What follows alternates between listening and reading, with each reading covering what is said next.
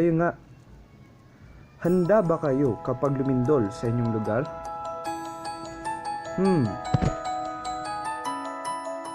Halika na't matuto kung anong mga dapat gawin bago, habang, at pagkatapos ng lindol. Ang lindol ay isang sakit ng mapanganib. Ito ay ang paggalaw ng lupa at nagre-resulta sa Pagguho ng gusali at lupa,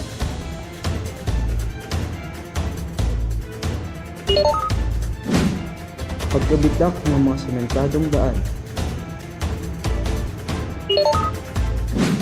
at kamatayan.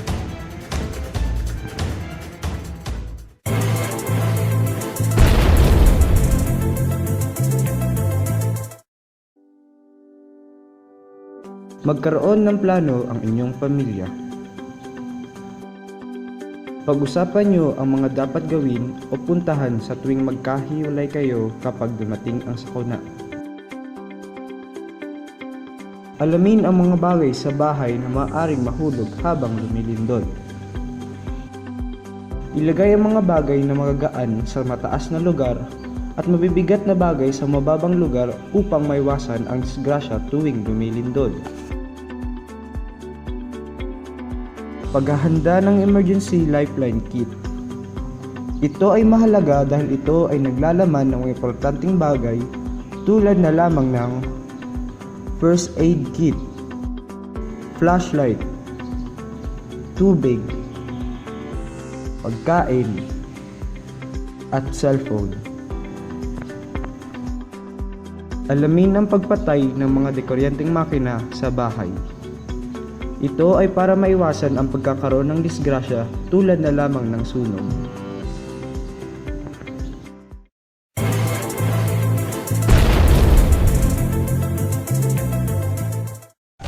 Maging kalmado. Karamihan sa atin ay natataranta sa tuwing lumilindol na. Hindi tayo nakapag-iisip kung anong unang gagawin. Upang hindi mataranta sa kung anong unang gagawin, pakalmahin muna ang sarili upang maisagawa ng maayos ang mga dapat gawin.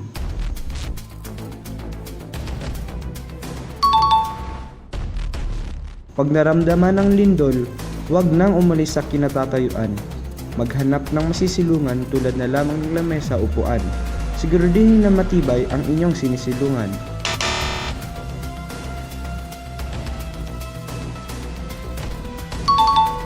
Gawin ang duck, cover and hold habang lumilindol dahil importanteng protektahan ang ulo muna. Ito ang pinakadelikadong matamaan at mabagsakan na magdulot ng inyong kamatayan. Kung may kasama ka, huwag na maghiwa-hiwalay upang di na kayo mahirapan hanapin ang isa't isa. Tiyaking ligtas ang bawat isa sa inyong pamilya.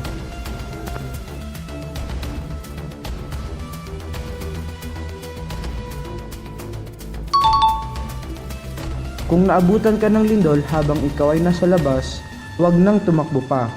Mas mabuting lumayo na lamang sa mga delikadong lugar. Maghanap ng ligtas na lugar, umupo habang pinoprotektahan ang sarili sa paraang pagprotekta sa ulo upang di madisgrasya.